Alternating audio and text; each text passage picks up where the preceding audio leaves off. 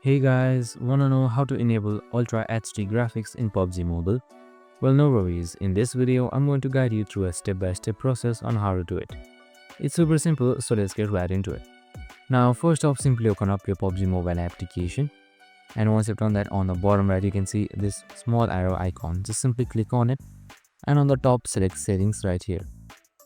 Now, just simply select graphics on the right side that is located right here. And once you've done that, on the top, under graphics preferences, you can see something known as better graphics, balanced, frame rate and customize. So make sure your graphics preference is set to customize. Select customize again. And now here you can manually change your graphics. So since we want to select Ultra HDR or Ultra HD, just simply select Ultra HD that is located right here.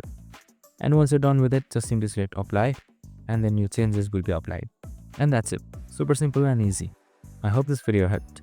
If it did, make sure to like, subscribe and tune in with us for more of these videos. See you in the next one.